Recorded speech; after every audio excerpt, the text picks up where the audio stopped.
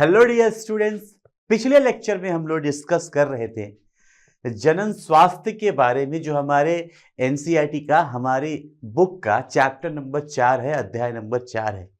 जब हम जनन स्वास्थ्य की बात शुरू कर रहे थे तो हमने सबसे पहले सीखा कि जनन स्वास्थ्य वास्तविक रूप में क्या है। और हमने जनन स्वास्थ्य की बात कर ली तो हमने ये भी देखा कि जनन स्वास्थ्य से क्या समस्या आई। जैसे जैसे मैंने आपको पिछले क्लास में बताया बच्चे, जैसे जैसे विज्ञान का स्तर बढ़ रहा था, विज्ञान का स्तर बढ़ने के साथ साथ लोगों के अंदर जन्म दर की जो वृद्धि हो गई और मृत्यु दर की हो गई कमी। तो जन्म दर की वृद्धि की वजह से, वो मृत्यु दर की कमी की वजह से अचानक से इस पूरी दुनिया में ही जनसंख्या का विस्फोट हो गया था, जिसके कुछ आंकड़ों के बारे में हमने पिछले लेक्चर में पढ़ा था।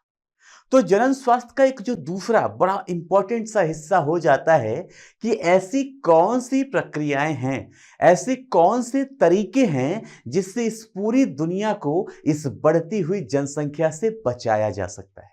और हम जनन स्वास्थ्य को बेहतर बनाने के साथ साथ किन उपायों के साथ जनसंख्या की वृद्धि को भी रोक सकते हैं, इसके बारे में हम बात करते हैं इस अध्याय के दूसरे हिस्से में, जो कि हमारा आज का हिस्सा है।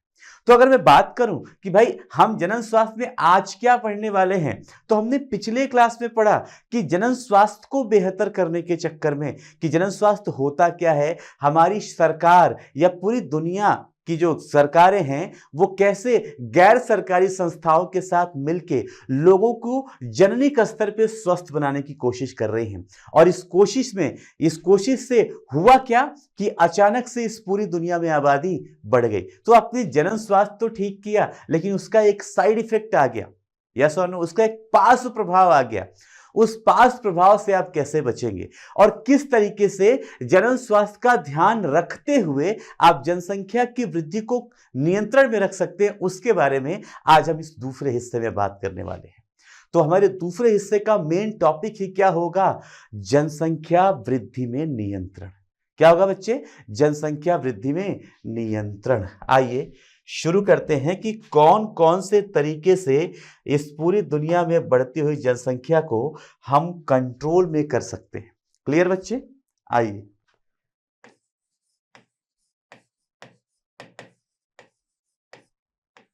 जनसंख्या वृद्धि में नियंत्रण।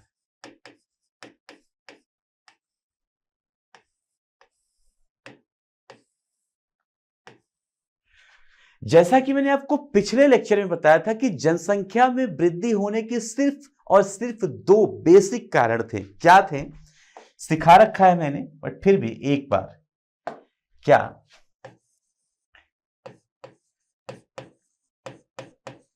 विज्ञान के सुधार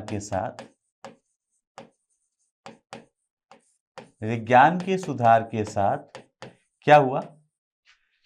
हमारी तकनीकी दक्षता भी बढ़ गई। हम टेक्निकली क्या हो गए? स्मार्ट हो गए। थोड़े से टेक्निकली क्या हो गए? स्मार्ट हो गए। हमारी क्या बढ़ गई? तकनीकी दक्षता भी बढ़ गई। और इस तकनीकी दक्षता का उपयोग करने से हुआ क्या कि इस दुनिया में, इस पूरी दुनिया की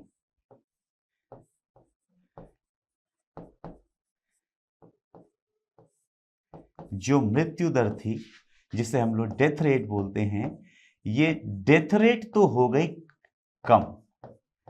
ये डेथ रेट क्या हो गई? कम हो गई, डिक्रीज हो गई। यस और नो? डेथ रेट क्या हो गई बच्चे? कम हो गई, डिक्रीज हो गई।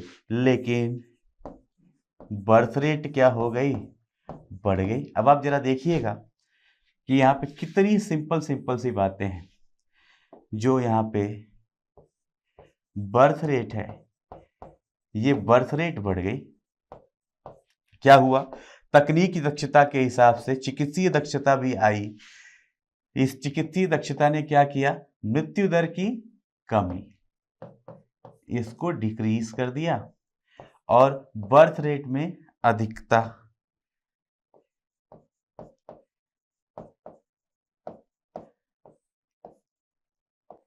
इसको इंक्रीज कर दिया, एक डिक्रीज हुआ दूसरा इंक्रीज हुआ। क्यों?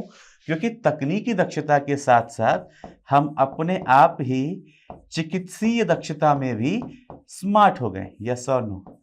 हमें मेडिकली भी हम बहुत ही स्मार्ट हो गए, मेडिकल लेवल पे भी हमारी दक्षता बढ़ गई। और इस दक्षता की वजह से जनसंख्या की जो पूरी दुनिया की जो जनसंख्या थी उसमें हमने मृत्यु दर में कमी कर दिया और जन्म दर को बढ़ा दिया। अब मृत्यु दर की कमी मतलब जो मरने वाले लोगों की संख्या वो कम हो गई। क्यों? क्योंकि पहले आपने सुना होगा कि महामारियां आती थी और पूरे गांव के गांव साफ हो जाते थे ना, पूरी एक लाइन से पूरी आबादी ही खत्म हो जाती थी।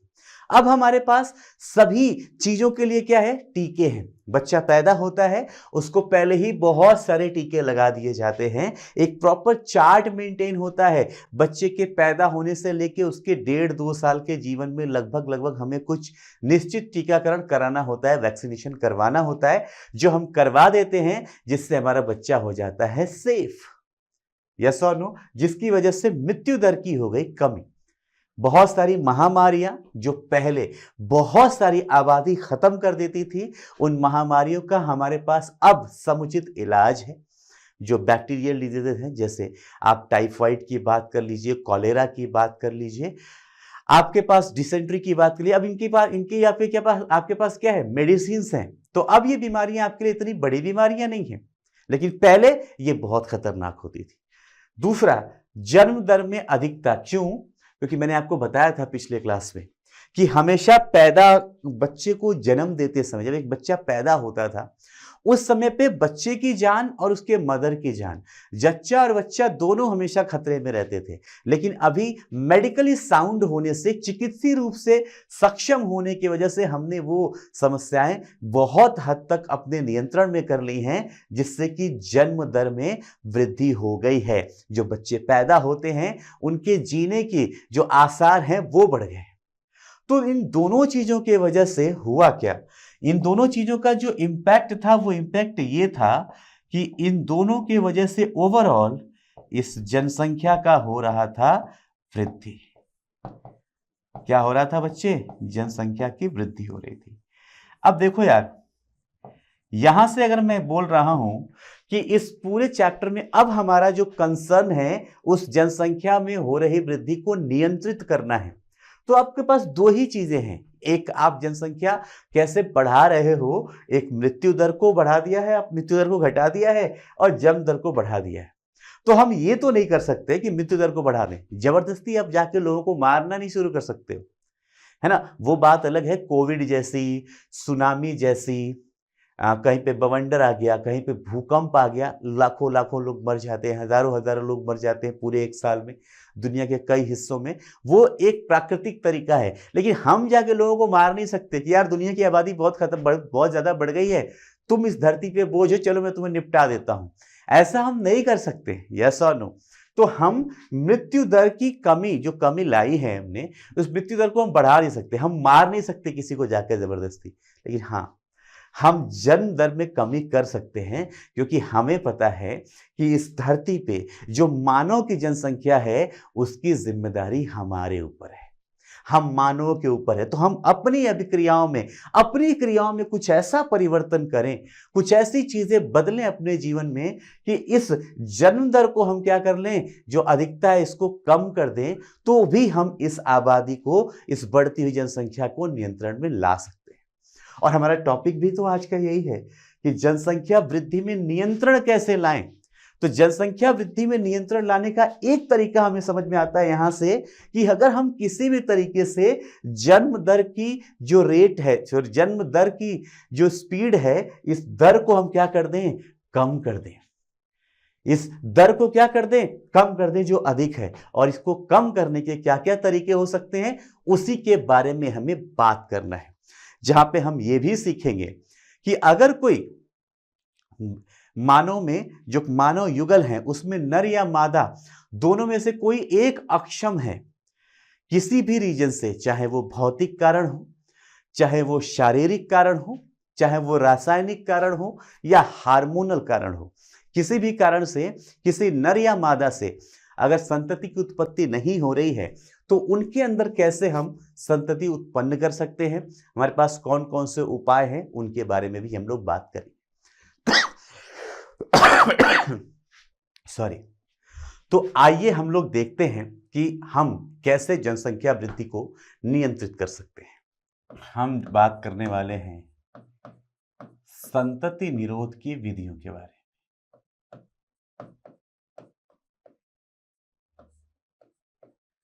संतति निरोधक विधियों के बारे में,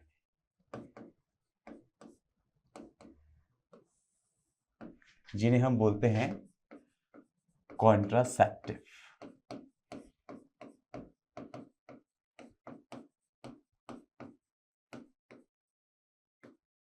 जिन्हें हम क्या बोलते हैं बेटा? कॉन्ट्रासेप्टिव मेथड्स बोलते हैं। हमारा फोकस कहां पे होगा? कॉन्ट्रासेप्शन पे, कि कैसे आप संतति निरोध को यानी गर्भ को धारण करने से रोक सकते हैं। भाई सीधी सी बात है, अगर जन्म दर में कमी करना है तो जितने भी इस पूरी दुनिया में जो युगल हैं, उन दोनों युगलों के बीच में जब भी मैथुन की प्रक्रिया होती है, हम हर मैथुन को प्रजनन या सगर्भता में परिवर्तित ना करें। सीधी सी बात है यार।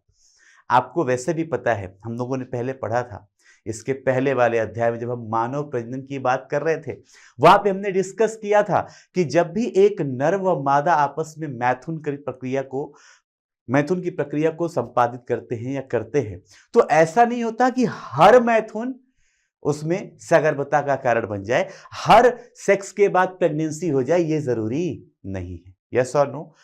तो अगर हमें यह पता है कि मानव सतत जनक है, वो कोई मौसमी प्रजनक नहीं है, वो निरंतर प्रजनन कर सकता है, तो हम इस सतत प्रजनन की प्रक्रिया को अवरुद्ध कर दें, किसी ना किसी तरीके से रोक दें, ताकि वो जब भी प्रजनन करे ऐसा ना हो कि उसका जो प्रजनन की प्रक्रिया है वो सगर्भता का कारण बनती रहे। हम जब चाहेंगे तो ऐच्छिक रूप से ऐसा कर लेंगे, अनैच्छिक रूप से हमारे मन के बिना नहीं होगा। यस और नो? तो ऐसी विधियां जिससे हम गर्भ धारण को रोकते हैं, ऐसी युक्तियां, ऐसी विधियां संतति निरोधक विधियां कहलाती हैं। समझ में आया? इनको बोलते हैं कॉन्ट्रासेप्टिव मेथड। तो ये क्या है?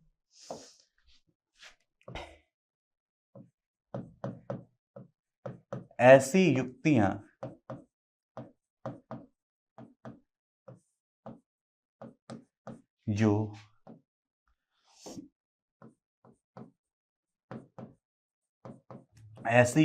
जो गर्भ धारण या सगर्भता को रोकती हैं,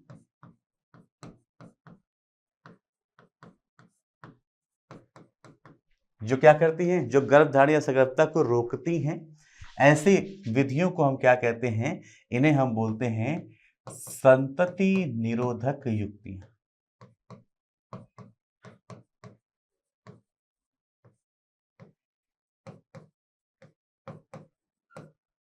इन्हें क्या कहते हैं हम? इन्हें हम कहते हैं संतति निरोधक युक्तियां कहलाती हैं।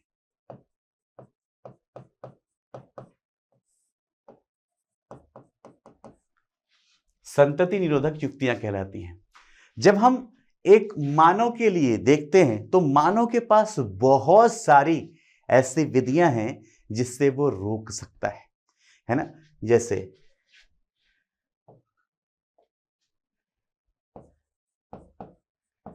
मानव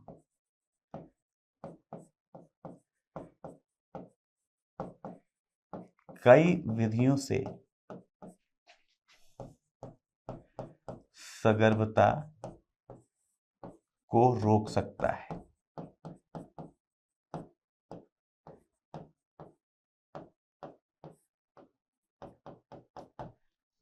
और इसमें कुछ होती हैं प्राकृतिक विधियां, कुछ नेचुरल मेथड्स हैं,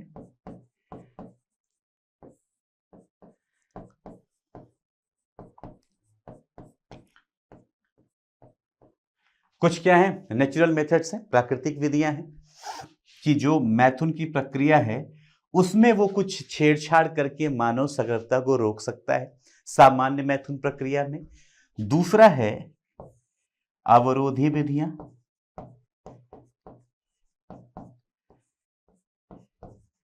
जिसमें सामान्य मैथुन में होने वाली प्रक्रियाओं में हम खुद ही अवरोध उत्पन्न कर देते हैं। क्या उत्पन्न कर देते हैं? अवरोध उत्पन्न कर देते हैं, उसमें रोक देते हैं उनको, उसे बोलते हैं अवरोधी विधियां।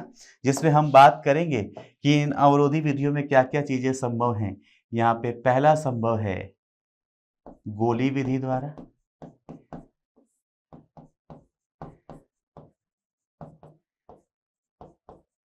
जो हो गया पिल्स, है ना। आपने देखा होगा सहेली, मालाडी, ऐसी गोलियों के नाम सुना होगा जिनको महिलाएं खाएंगी और उनके अंदर फिर किसी न किसी तरीके से जो प्रजनन होने वाली जो सामान्य प्रक्रिया है उसमें कुछ बाधा उत्पन्न हो जाएगी और वहां पे प्रजनन की प्रक्रिया रुक जाएगी। दूसरा है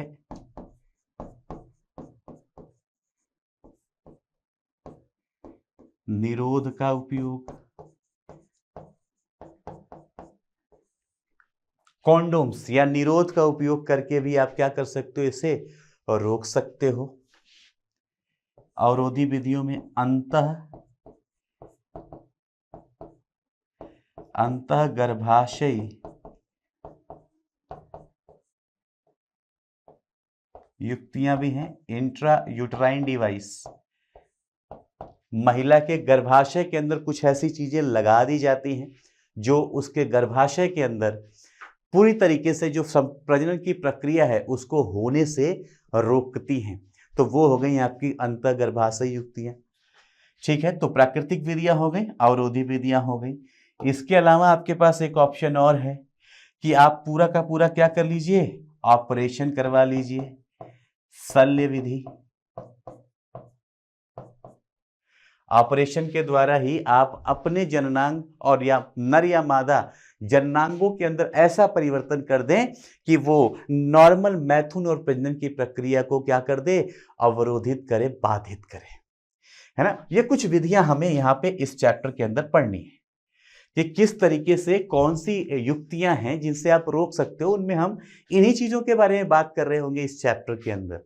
बट इस चैप्टर में जब भी हम बात करते हैं इन युक्तियों की, एक सबसे बढ़िया सवाल जो बनता है कि एक सफल एक बहुत बेहतर संतति निरोधक विधि जो भी कोई आप यूज कर रहे हैं, नर या मादा, तो एक सफल संतति निरोधक विधि की क्या विशेषताएं होती हैं, ये आपके बोर्ड एग्जाम्स में 2 नंबर में, 1 नंबर में कई बार ये पूछा गया है। तो सबसे पहला हम वहां पे चलेंगे कि हम विधियां तो देख लिए, इन विधियों को करते समय हमें क्या ध्यान रखना है। हमें क्या ध्यान रखना है, एक सफल संतति निरोधक विधियां, जो भी हम विधियां यूज कर रहे हैं उसकी क्या विशेषता होती है, ये बहुत महत्वपूर्ण सवाल है। पहले हम विशेषता के बारे में बात करेंगे और फिर हम इन एक एक विधियों के बारे में बात करेंगे कि कैसे आप इन विधियों की मदद से रोक सकते हैं सगर्भता को या गर्भधारण को। ठीक है बच्चे, तो आइए सबसे पहले डिस्कस करते हैं, और ये बहुत ही इंपॉर्टेंट क्वेश्चन है आप लोगों के लिए बोर्ड के पॉइंट ऑफ व्यू से बात करें तो, कि जो भी युक्तियां हैं उन युक्तियों की क्या विशेषता होनी चाहिए, यस और नो। तो देखिए, सफल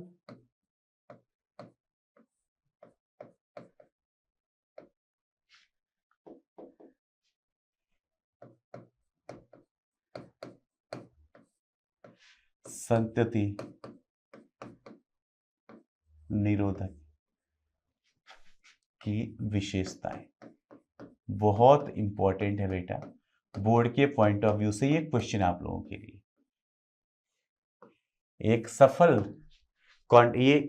एक सक्सेसफुल कॉन्ट्रासेप्टिव की क्या कैरेक्टर्स है, क्या विशेषताएं होनी चाहिए। तो देखिए जरा क्या क्या विशेषताएं हैं जो आपके पुस्तक में लिखी हुई हैं, 1 बाय 1 करके मैं समझाता हूं।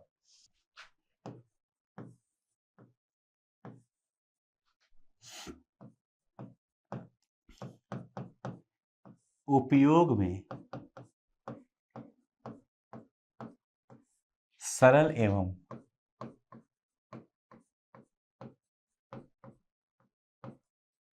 सुगम होना चाहिए। बहुत बढ़िया बात। वो कह रहे हैं कि जब भी आप एक आदर्श कॉन्ट्रासेप्टिव मेथड की बात करेंगे तो वहां पे आपको एक चीज का ध्यान देना है कि वो हमेशा आपके उपयोग के लिए, आपके यूज के लिए वो कैसा हो, सरल होना चाहिए, मतलब उसको आप इजीली यूज कर पाओ, और वो सुगम हो, मतलब वो आपके लिए इजीली अवेलेबल हो। ऐसा ना हो कि उसके पीछे बहुत रॉकेट साइंस लगाना पड़े। आ रहा समझ में? एक आइडियल कॉन्ट्रासेप्टिव, एक आदर्श कॉन्ट्रासेप्टिव की जब बात करते हैं, गर्भ निरोधक की बात करते हैं, तो पहला पॉइंट क्या ध्यान रखना है हमें कि भाई साहब वो हमें इजीली अवेलेबल होना चाहिए, आसानी से मिल जाना चाहिए, और यूज करना भी वो क्या होना चाहिए, वो बहुत आसान होना चाहिए। तो वो सरल एवं सुगम होना चाहिए, जो सबसे महत्वपूर्ण बातों में से एक है। दूसरा पॉइंट देखिए,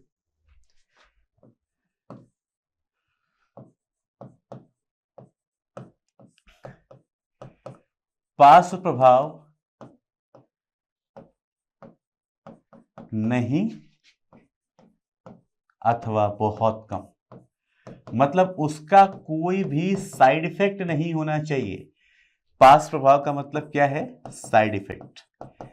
कि भाई अगर हम कोई भी कॉन्ट्रासेप्टिव मेथड यूज कर रहे हैं तो उसके साइड इफेक्ट्स नहीं होने चाहिए। और अगर चलो मैं बोल रहा हूं कि भाई अगर आपने यूज किया, कुछ ना कुछ वो बॉडी के अंदर आके साइड इफेक्ट कर भी रहा है, तो वो बहुत कम होने चाहिए, लिखा हमने, अथवा बहुत कम, नगण्य होने चाहिए।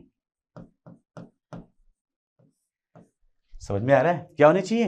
वो नगण्य होनी चाहिए, नेग्लिजिबल हैं, कि चलो ठीक है, अगर ये हमारे बॉडी के ऊपर, हमारे सेक्स ऑर्गन्स के ऊपर, जननांगों के ऊपर अगर ऐसा कोई प्रभाव डाल भी रहा है, तो ये इतना महत्वपूर्ण प्रभाव नहीं है, इससे हमें कोई बहुत ज्यादा फर्क नहीं पड़ रहा है। समझ में? हमें इससे ज्यादा कोई बहुत ज्यादा प्रभाव हमारे शरीर पे नहीं पड़ रहा, इतना काम चल जाएगा, तब आप इसको ले सकते हैं। क्लियर है? तो सरल सुगम होना चाहिए, पार्श्व प्रभाव बहुत कम अथवा नगण्य होना चाहिए, ना हो तो और अच्छा।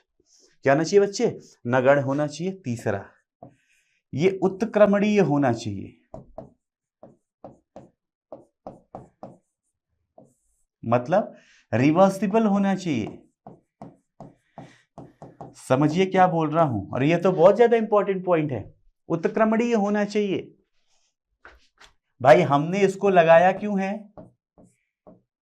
क्योंकि हम चाहते हैं कि गर्भ निरोधन का काम हो, अभी प्रेगनेंसी ना हो।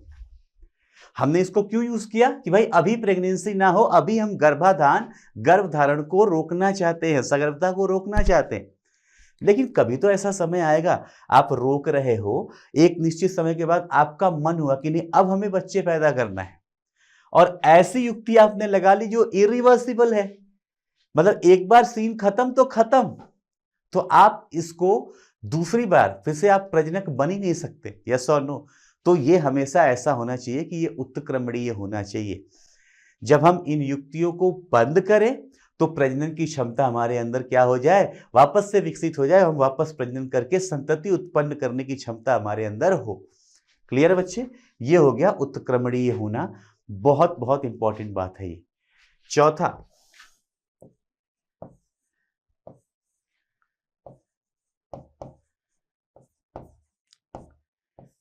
काम इच्छा को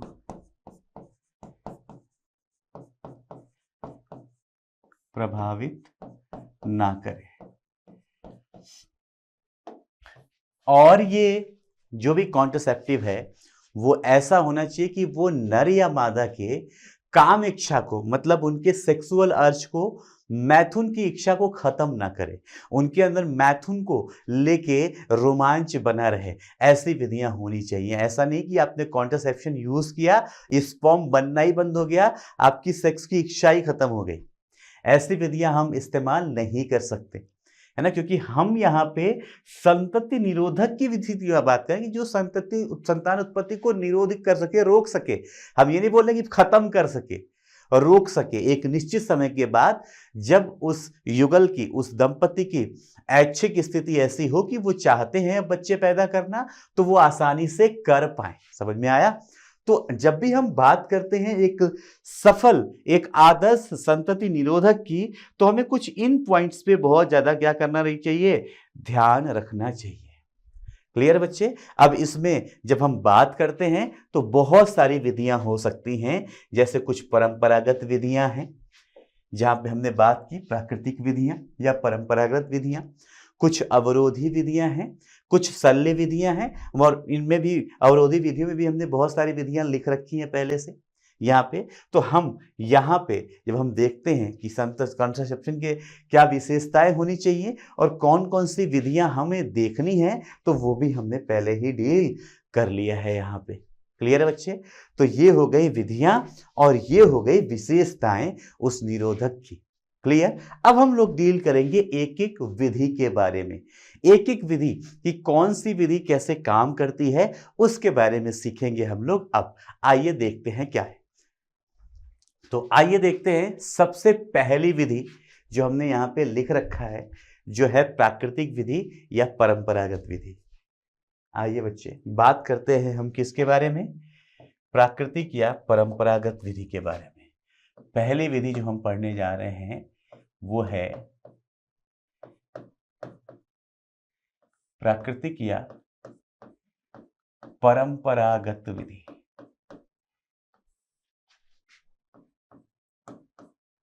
अब यहां पे नाम से ही आपको समझ में आ रहा होगा प्राकृतिक विधि से कि ये आप नेचुरली कर रहे हैं, नेचुरल मेथड है,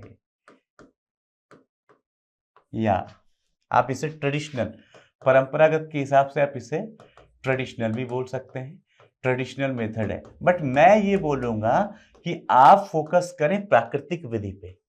भाई बाकी सब में हम युक्तियां यूज कर रहे हैं, हम कुछ युक्तियों का इस्तेमाल कर रहे हैं, कुछ युक्तियां प्रयोग में ले रहे हैं, और यहां पे हम प्राकृतिक रूप से ही गर्भ निरोधक की को बात कर रहे हैं। मतलब हम बाहर से कुछ यूज नहीं कर रहे हैं, हम नेचुरल प्रोसेस जो प्राकृतिक जो विधि चल रही है प्रजनन की, उसके अंदर कुछ छेड़छाड़ करके संतान उत्पत्ति या गर्भाधारण को रोक रहे हैं। क्लियर बच्चे? तो यहां पे इस पे किसकी विशेषता क्या है, कोई बाह्य युक्ति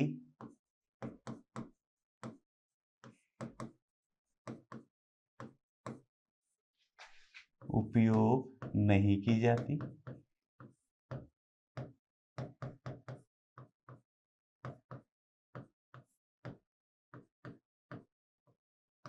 इसमें कोई भी बाहरी युक्ति का उपयोग नहीं किया जाता है, पहली बात। कोई भी बाहरी युक्ति का उपयोग इसमें नहीं किया जाता है।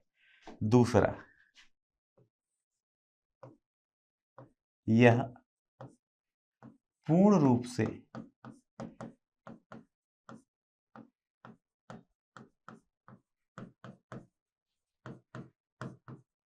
प्राकृतिक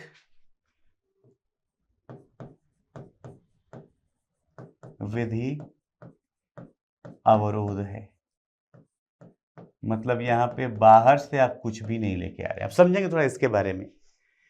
यहां पे जब आप बात करते हैं ना परंपरागत में, तो आप तीन चीजें पढ़ते हैं। यहां पे तीन चीजों के बारे में आपको पढ़ना पड़ता है, जिसमें सबसे पहले आप पढ़ेंगे, तीन चीजें आप यहां पे देखेंगे।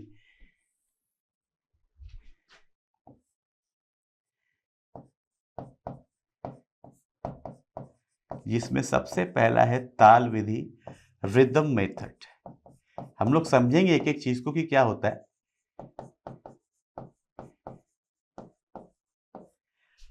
ताल विधि या रिदम मेथड,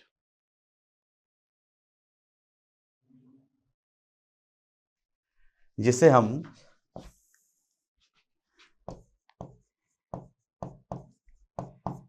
सुरक्षित काल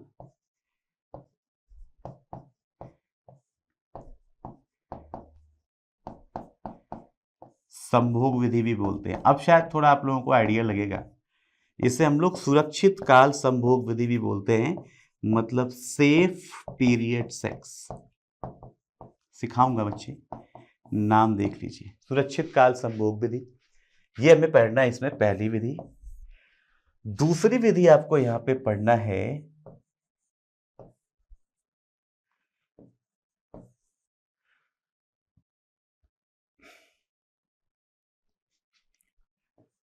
विथड्रॉल मेथड, इसे हिंदी में बोलते हैं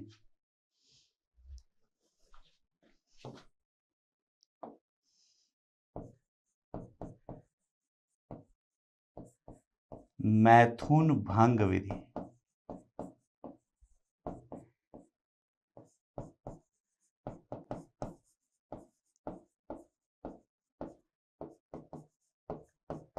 व्हाट इज दिस?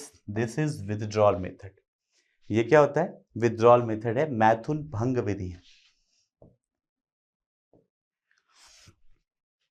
और तीसरा है बच्चे यहां पे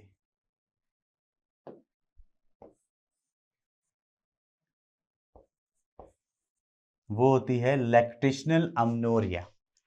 स्तनपान के साथ ये रिलेटेड है। इसे स्तनपान के साथ रिलेटेड है। ये तीसरी विधि को हम बोलते हैं स्तनपान अनार्तो।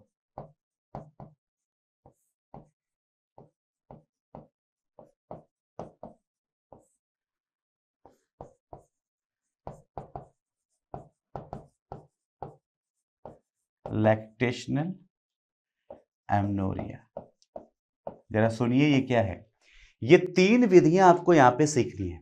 मैं अब प्राकृतिक विधि की इन तीन एक एक विधि को अलग अलग से आपको सिखाता हूं। पहले तो समझ गया प्राकृतिक या पारंपरिक विधि क्या है, कि भाई जो सिस्टम प्राकृतिक रूप से चला आ रहा है हम वहीं पे कुछ छेड़छाड़ करेंगे, हम बाहर से कोई भी युक्ति यहां पे प्रयोग में नहीं ले रहे।